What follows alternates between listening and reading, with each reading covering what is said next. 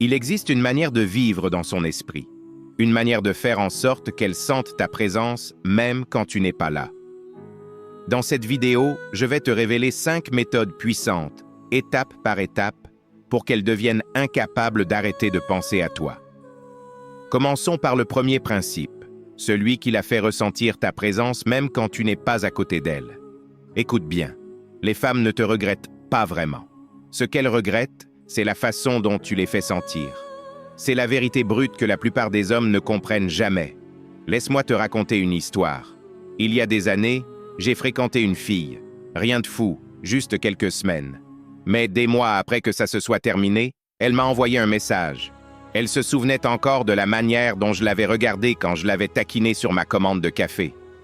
Réfléchis à ça. De tout ce qu'on avait fait ensemble, ce qui lui est resté?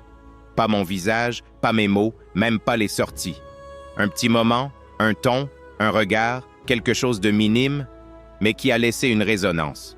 C'est de la psychologie. Quand tu lui donnes un moment chargé d'énergie, que ce soit par le rire, le défi ou la chaleur, tu crées une empreinte émotionnelle. Plus tard, seul, son cerveau rejoue ce moment comme une chanson coincée en boucle. C'est ça, la vraie notion de « te manquer ». Son esprit rejoue tes échos. Voici comment tu l'utilises. Arrête d'essayer de l'impressionner avec de grands gestes. Au lieu de ça, laisse de petites empreintes chargées d'émotions. Maintiens le contact visuel une demi-seconde de plus quand tu la taquines.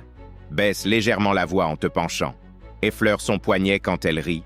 Puis retire-toi. Ne force pas. Laisse l'écho flotter dans l'air.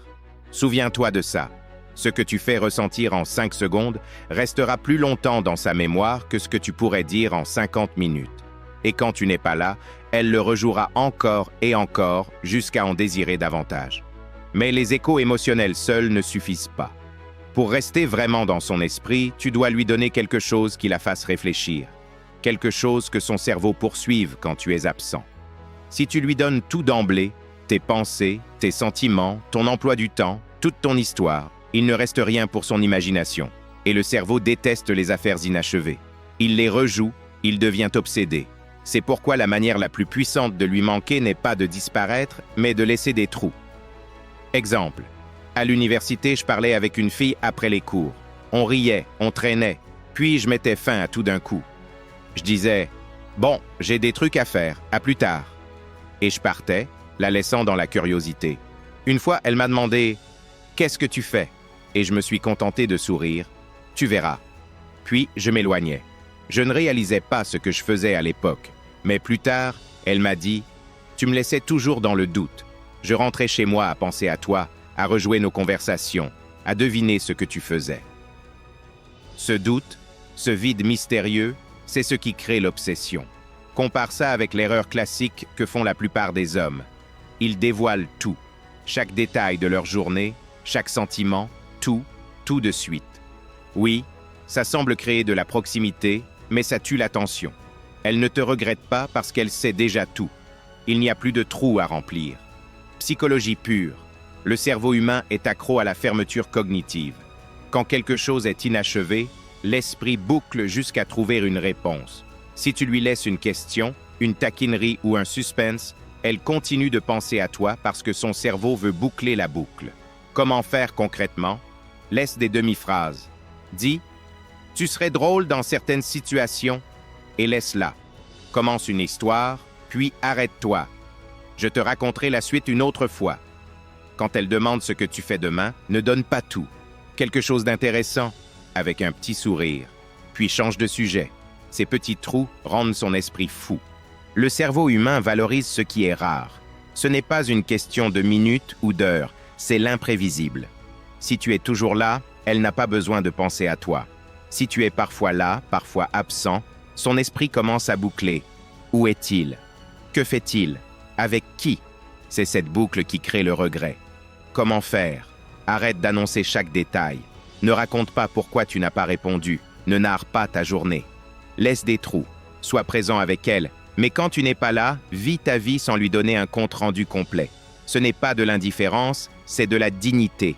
Ta présence devient comme le soleil, chaude, radieuse, mais pas garantie. C'est ça qui la fait désirer.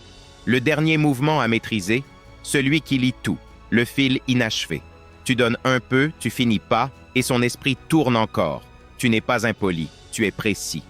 Elle poursuit la fin pendant que tu dis moins. Exemple, tu racontes une histoire. Rappelle-moi pourquoi j'ai arrêté de voler depuis Madrid. Elle demande pourquoi. Tu souris, regarde une seconde, dis « plus tard » et change de sujet. Elle imagine, et cette imagination joue en ta faveur. Ne mémorise pas ces lignes, intègre-les. Combine 2 ou 3 traits max. Ne finis jamais tout d'un coup. Un fil, propre, puis retrait calme. Regarde comment le silence travaille pour toi. L'attraction vit dans la tension de l'inachevé. Tu es la pensée inachevée qu'elle ne sortira jamais de sa tête. Écoute-moi bien, frère. Tu n'as pas besoin d'être mystérieux comme un personnage de film. Arrête juste de lui servir la certitude sur un plateau. Laisse son imagination travailler. Mais même le mystère s'éteint s'il n'est pas lié à l'émotion. Ce qui la fait ressentir quelque chose à chaque fois qu'elle se souvient de toi, c'est le prochain niveau. Si tu veux qu'une femme te regrette, comprends ça. Elle ne te désire pas vraiment. Elle désire l'état dans lequel elle se trouvait avec toi. Et voici le truc. Une fois cet état ancré à toi, chaque fois qu'elle ressent son écho, son cerveau revient directement à ton image. C'est ainsi que tu vis dans sa tête en permanence. Exemple réel. J'ai fréquenté une fille qui aimait la spontanéité. Au lieu du classique « allons dîner », je lui ai dit « prépare-toi en 10 minutes, je t'enlève ». On s'est retrouvés à manger une glace à minuit sur le capot de ma voiture, à parler sous les lampadaires. Cette nuit-là, elle a ri aux larmes. 2 mois après, elle m'a envoyé un message. Je suis passé devant ce glacier et j'ai pensé à toi.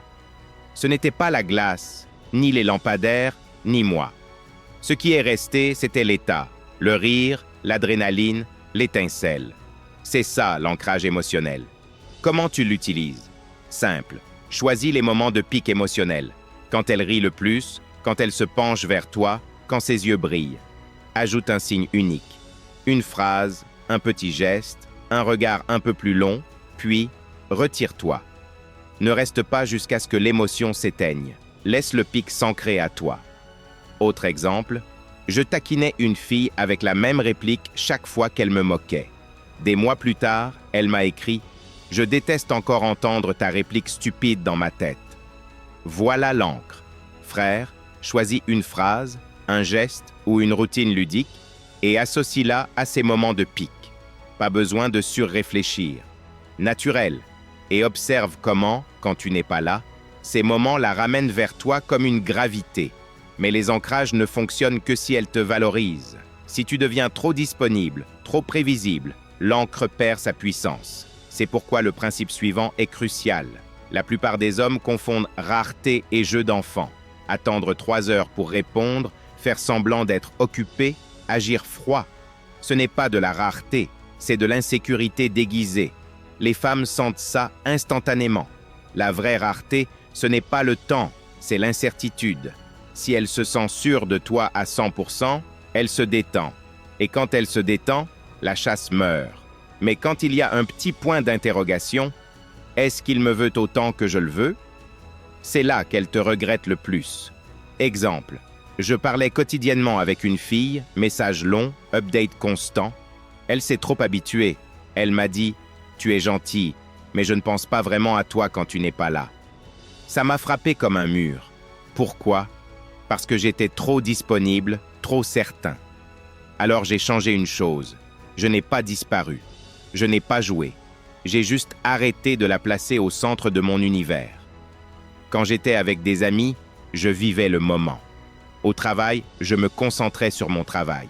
Quand elle textait, je répondais calmement, à mon rythme. En 1 semaine, tout a changé. Elle a commencé à double texter, à demander où j'étais, ce que je faisais. Cette légère incertitude a inversé la dynamique.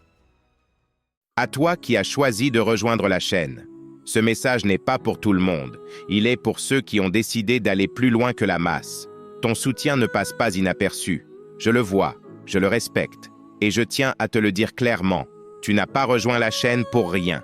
Le contenu que je réserve ici sera plus direct, plus profond, plus réel.